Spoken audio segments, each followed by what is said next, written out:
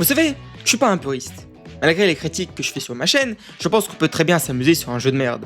En fait, si vous vous amusez sur War Thunder, c'est votre droit. Mais quelqu'un qui s'amuse sur War T doit y trouver des inconvénients. Et je trouve que tant que la personne sait à quoi elle joue, et ne se vole pas la face, il n'y a aucun mal. Un type de jeu que je déteste, mais que je peux tolérer, c'est les jeux gacha. J'ai plusieurs vidéos sur ma chaîne où je trash talk les gacha. Mais en soi, c'est des jeux de merde sur lesquels tu peux encore t'amuser. Pour telle ou telle raison. Des fois, de temps en temps, en regardant une vidéo, les gachas c'est pas horrible. Mais cette merde-là, c'est la honte même pour les gachas. Vous savez déjà de quel jeu on va parler aujourd'hui, vu qu'à chaque fois qu'il y a une nouvelle gacha qui sort, tous les youtubeurs en font la pub. NTE ou Neverness to Everness, une autre slot machine chinoise qui est sortie il y a quelques jours. J'y ai joué une dizaine d'heures, et j'ai pas mal de questions à poser à l'équipe de développement. Est-ce qu'il y avait une équipe de développement même? Où on a fait Israël GPT généralement une gacha et on a eu ça. En gros, pourquoi je me plains? Je vais pas faire genre l'histoire elle est dit pourquoi, mais on est un pélo sans souvenir. Comme dans toutes les autres gachas quoi. Qui taffe en tant qu'enquêteur d'anomalies dans une boutique d'antiquité. On a des commissions à travers lesquelles on voit que tout est en réalité un délire de cause à effet. Mais vous passez 80% de votre temps devant des moments slice of life filler. Et on voit clairement que l'accent narratif n'est pas sur la campagne. Le jeu commence avec une catastrophe. Des hommes qui se transforment, des explosions, de la tension. Waouh, c'est incroyable! 20 minutes plus tard, personne n'en parle, vous êtes en train de regarder une cinématique comique. Et puis, il y a les enquêtes. Bordel de merde! Les quêtes, c'est va au point A, lis de la merde pendant 10 minutes, fin d'un boss. Ou sinon des conneries filler de con où il faut aller aider notre mascotte à aller en date. C'est quoi ce jeu de merde? Et clairement, on voit d'où ils sortent leurs inspirations. De Zenless Zone Zero. Pareil, il y a un phénomène surnaturel auquel le perso principal est lié. Pareil, vous faites des commissions dans un endroit basique pour ne pas vous faire repérer. Pareil, on ne parle jamais du phénomène qui a tout fait péter. Mais par contre, pareil, ici on va avoir une animation cartoonesque. Sauf que ZZZ le fait vraiment bien, NTE échoue pathétiquement. Pareil, vos activités principales, c'est des activités slice of life. Et bien évidemment, il y a un système de liens et de rencontres. Mais je propose qu'on parle de la direction artistique, vu que nous sommes en train de comparer les deux jeux. NTE, on aurait dit ils ont fait Tel Aviv GPT généralement un jeu. C'est les designs les plus fades, les plus basiques que j'ai eu à voir dans un jeu vidéo. J'ai vu des mascottes de boissons avec des meilleurs designs, c'est pour vous le dire. Ok, faisons un petit tour rapide des designs sous la main. Le protagoniste, on aurait dit un brouillon d'un modèle de VTuber. C'est tellement cheap, sa gueule n'est tellement pas expressive. J'avais comparé le protagoniste à celui de Zenless Zone Zero, mais c'est clairement pas la même. C'est une copie de Honkai Star Rail et Wuthering Waves. Ses yeux vides, ce trait pour bouche. J'adore, je me le tale sur le torse. Juste pour comparer, Belle est le connard de NTE côte à côte. Il y en a, ils peuvent dire que ZZZ c'est trop saturé, ça bouge trop, ça overreact. Oui mais c'est vrai que regarder la même expression dans 3 contextes différents, c'est mieux. Surtout que c'est un énième connard comme ça, qui n'a aucune expression sur sa gueule. Puis bon, je ne parle même pas du reste des persos, qui sont salement copiés sur d'autres gachas. Leurs expressions faciales, un peu trop tryhard, hein. Maman, je veux Zenless Zone Zero. Non, on a déjà Zenless Zone Zero à la maison, si vous voyez ce que je veux dire. Ils ont essayé de dérober le setting urbain, qui n'a jamais été intéressant, faut se l'avouer. Non, parce que bon, on peut dire ce qu'on veut, mais les trucs fantasy abstraits à la Expédition 33, c'est toujours plus fun que la putain de ville. Je trouve que la ville, c'est le truc le plus paresseux possible. Ça ne veut pas dire que tout jeu qui se passe dans la ville, c'est paresseux. Non, la map de GTA 4, elle est incroyable. Et oui, je préfère GTA 4 au 5, même sur Andreas, faudra le 5. Mais bon, bref, c'est grâce à la physique, l'immersion et toutes les possibilités que nous ont réservées Rockstar que la map devient incroyable. Et qu'est-ce que nous ont coûté les Chinois? Des corbeaux à ramasser en ville. Le problème avec cette putain de ville énorme, c'est que c'est une ville fantôme, les mecs. Dans GTA, les PNJ, ils sont vivants. Ils ont des réactions différentes quand on fait tel ou tel acte. Et ont vraiment des personnalités distinctes qui ajoutent une touche de réalisme. Et là, avant que les pleureuses me chient dans les coms en disant comment tu peux comparer un jeu gratuit à un jeu payant? Non, ici le truc c'est plutôt comment je peux comparer un jeu sorti en 2004 avec un jeu sorti 20 ans plus tard. C'est vrai que c'est incomparable.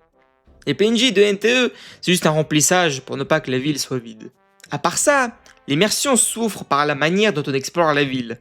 Au-delà des transports qui sont vraiment bien faits, je trouve, sauf la voiture qui qui est dégueulasse, on peut escalader tous les battes, courir sur les murs, descendre avec un hamster comme un deltaplane. C'est quoi cette merde? Quand j'explore la ville, je me crois un peu à l'ère de jeu. Il y a plein de couleurs, plein de trucs à escalader, on s'amuse tellement!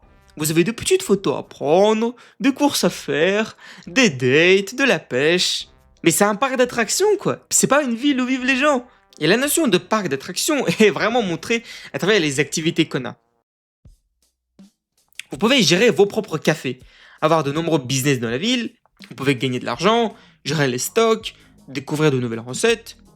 C'est assez fun sur le papier, mais il n'y a pas de gestion en tant que telle. C'est pas toi qui fais les prix, ils sont fixés par défaut. L'approvisionnement se fait en un clic. Et un autre truc que je trouve dommage, c'est que nos salariés sont littéralement nos propres potes de l'organisation. Je trouve ça un peu con, en vrai. Enfin, ils ont pas autre chose à foutre que de taffer gratos dans notre café. Je comprends quand dans ZZZ on invite des agents au cinéma ou quoi, mais là, un travail à temps plein, vous foutez de notre gueule. Les mecs qu'on poule et qu'on met derrière le comptoir ont des bonus qui boostent notre commerce. Vous avez aussi la possibilité d'acheter de l'immobilier, mettre des meubles et y emménager avec vos agents si le lien est assez élevé. Nos colocs, par contre, c'est juste des amuseurs. Hein. Ne vous attendez pas à de l'interactivité poussée. C'est juste votre animal de compagnie. De la bite, quoi. Le truc où j'ai soufflé le plus, c'était la prison. La prison, hein, c'est un truc comme Alcatraz. Hein. Isolé sur une île et tout. Un truc de fou. On t'introduit à tout, genre « Ouais, t'es moins que rien, t'es une merde, tu fermes ta gueule ou tu... » Paye une amende de 30K. Donc pour une amende à la con, on m'envoie sur Alcatraz. Léger overreact, mais vas-y, c'est intéressant. Vous allez purger votre peine de 6 jours. Vous pouvez aller travailler, explorer un peu la prison et parler avec des NPC. C'est fun la première fois que vous y entrez, mais après ça devient juste pète couille. Surtout que se faire attraper, c'est vraiment un choix. Mais vous n'êtes pas obligé de payer l'amende. Vous pouvez essayer de vous échapper. Je trouve ce concept intéressant. Il y a 5 moyens de s'échapper de prison, et en vrai, ouais, c'est fun, mais sans plus.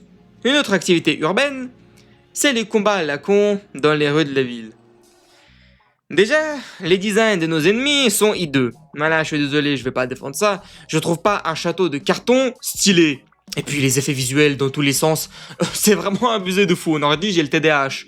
Les gars, c'est pas parce que j'ai Porygon qui me hulte dessus que je vais arrêter de voir le travail de merde.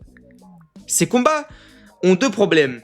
Déjà que c'est pas intéressant, mais que bien souvent, l'espace n'est pas optimisé pour les combats gacha. Tu sais, quand le perso il vole dans tous les sens, ça saute partout, comme si tu jouais à Metal Gear Rising. Alors que les ennemis, ils ne bougent même pas et juste se laissent frapper. Et souvent à cause de cette merde, je tombais, ou je me perdais. Et c'est tellement casse-couille que ces combats de rue, tu les esquives comme la peste. Le gameplay en lui-même, il est à chier. J'ai jamais compris à quoi qu'on doit kiffer quand on massacre une seule touche et de temps en temps appuie sur E ou A. Pour améliorer vos persos, vous avez des arcs avec un jeu Tetris intégré qui ajoute des stats. Ok, pourquoi pas. Ces mecs essaient de se distinguer comme ils peuvent, hein. C'est normal. Un truc que je trouve bien, c'est que tu peux débloquer directement le module le plus puissant, ce qui est assez fair play envers le joueur free-to-play. Et en vrai, le jeu est assez généreux en termes de poules et tout. Il n'y a pas de 50-50, bien joué Nephew. Et il y a 120 poules à récupérer au début du jeu. Je trouve quand même tout le système casino ignoble, mais ici c'est beaucoup plus léger et ressemble juste à du grind basique. Contrairement à Genshin et les jeux de la même espèce, où il faut pool les armes, ici elles sont atteignables assez facilement en les échangeant. J'ai eu 2 persos S sans rien faire, donc c'est assez sympa de leur part de faire un système de récompense aussi généreux. Mais c'est pas parce que vous donnez plein de poules que la base du jeu est bonne. C'est juste de la poudre aux yeux pour ne pas que vous voyez les vrais problèmes de ce jeu de merde. Ici, je veux finir la section analyse et commencer avec mon avis sincère. NTE, c'est le plus gros jeu slop que vous pouvez trouver sur le marché. J'avais dit que la ville est belle graphiquement. Ouais, bah c'est pas difficile avec Unreal Engine 5 et Lumen. Mon PC par contre, il a chauffé toute ma chambre quand je jouais à cette daube. Les mecs, il faut arrêter de sucer les graphismes dans une gacha. Avec Unreal Engine 5, n'importe quelle merde peut être belle. Ah, vous êtes des trous du cul ou quoi? Et quand tu commences à regarder de plus près, qu'est-ce que j'ai remarqué en examinant les voitures? Oh, tiens, elle a 2 réservoirs? Non, non, ils ont pas fait ça quand même. Ces gros clochards ont fait un côté de la caisse et ont décidé de l'inverser de l'autre. Taxi? XAT? Vous vous foutez de la gueule de qui? Quand je me baladais en ville, je suis tombé sur une pub qui... Non, non, non, ils ont pas osé. Non, ils n'ont quand même pas utilisé de l'IA. Ces clodos ont fait des animations complètes en IA. Ils ont même pas honte. Ils ont même pas essayé de cacher au coin. Non, tiens, c'est étalé sur l'écran. Profite, mec. Il y a un personnage qui a une importance, qui a un nom, un prénom, qui est cité par d'autres persos, et son introduction se fait via une animation faite par IA. Ce qui surprend le plus, c'est comment les fans de NTE défendent cette daube. Il y en a, ils disent que c'est un complot des centres communs gacha pour discréditer NTE. Mais arrêtez d'être cons à ce point-là, les mecs. Les devs tiennent vos mères en otage, je sais comment, bro. Même les cinématiques sont bizarres. Et si on commence à les analyser par frame, bah, vous savez où je veux en venir, quoi. Toutes les activités secondaires à la con, là, où il faut gérer ton business ou quoi, c'est de l'énorme merde qui sert à rien, faut le dire, quoi. Personne ne va acheter ses cafés ou les gérer. Personne ne va aller faire son appart et inviter des meufs. Enfin, à part les gooners, juste pour après pour aller voir leur faire un cœur. La pêche, c'est complètement inutile. Le gameplay est à chier. Les bleds de la campagne sont pires que dans un animé slice of life de catégorie B. Je sais pas à quel point il ne faut pas avoir de goût pour aimer cette merde ou pour défendre, c'est encore pire. Et moi j'adore comment le marché des gachas est saturé à mort. Il y a des milliards de gachas par an. Et à chaque fois, ces merdes trouvent des losers à pomper. Et mais par contre, quand il y a un jeu dans le genre de FPS ou Extraction Shooter, ils vont être là à dire quoi, le marché il est saturé, ça c'est saturé, c'est pas original. Ayez honte, soyez humble, bande de merde. Achetez un bon jeu, bande de cucks. Et sur ce, je dis au revoir aux vrais gamers.